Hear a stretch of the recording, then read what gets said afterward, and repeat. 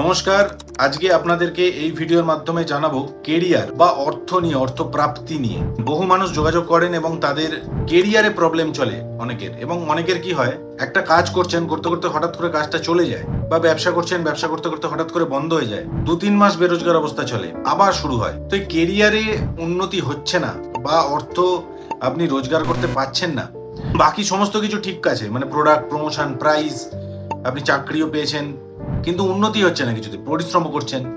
এর পেছনে কতগুলো অ্যাস্ট্রোলজিক্যাল ব্যাখ্যা আছে।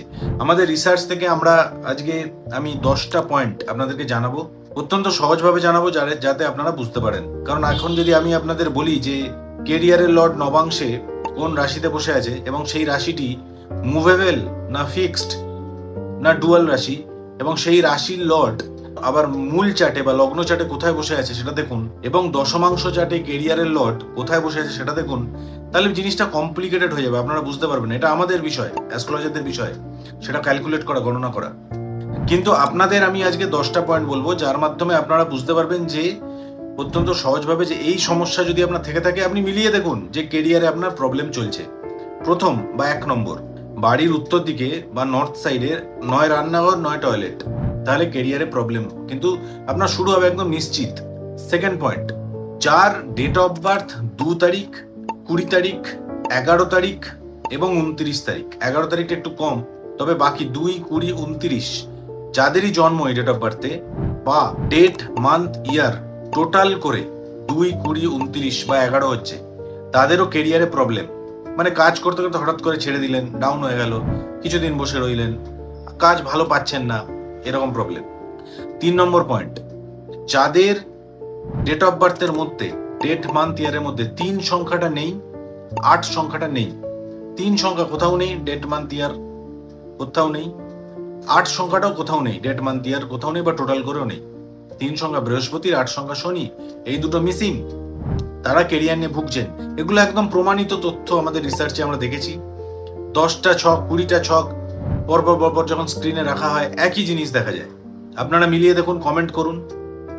বাড়ির দক্ষিণ পশ্চিমে টয়লেট করেছেন, বাড়ির দক্ষিণ পশ্চিমে রান্নাঘর করেছেন, বাড়ির দক্ষিণ পশ্চিমে মেন এন্ট্রেন্স করেছেন, এবং অথবা ঠাকুরঘর করেছেন, এই 4টে জিনিস, রান্নাঘর, বাথরুম, মেন এন্ট্রেন্স, ঠাকুরঘর।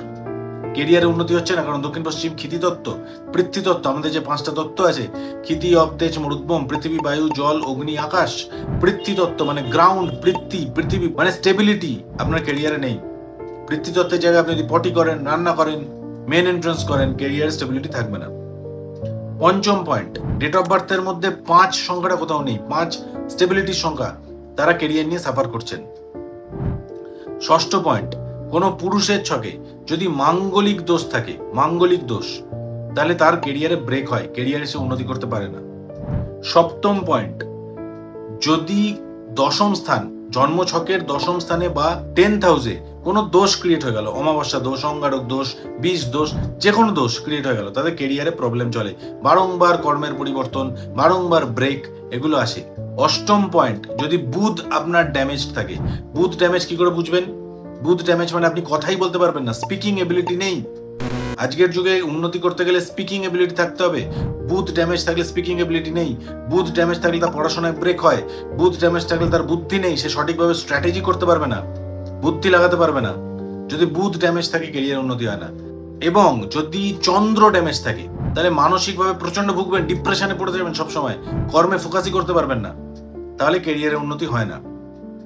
9ম পয়েন্ট, যদি বাড়ির পশ্চিম দিকে আপনার টয়লেট অথবা রান্নাঘর, পশ্চিম দিকে যদি বাস্তুপুরুষের ডায়াগ্রাম দেখেন, দেখবেন পশ্চিম দিকে বরুণ দেব থাকে। বরুণ দেব হচ্ছে আমাদের দূরদৃষ্টি বা ভিশনের দেবতা।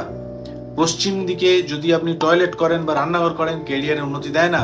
পশ্চিম দিক যাদের ভালো, তাদের কেরিয়ার দুর্দান্ত হয়। পশ্চিম দিক বরুণ দেবের জায়গায় পেঁচা রাখা অত্যন্ত শুভ, কারণ পেঁচা দূরদৃষ্টি আছে। দেখবেন বিবাহের সময় যখন মানুষকে সাজায়, এরকম ভাবে চন্দনের ফোঁটা দেয় পেঁচার মতো, পেঁচা গৃহে শান্তি রেখে আনে, এবং পেঁচার দূরদৃষ্টি আছে। তো পশ্চিম দিকে যাদেরই টয়লেট, রান্নাঘর, কেরিয়ারে উন্নতি হচ্ছে না বরুণ দেবের জায়গায়। 10ম পয়েন্ট, দক্ষিণ পূর্ব দিক ড্যামেজ। দক্ষিণ পূর্ব, সাউথ ইস্ট অর্থের জায়গা।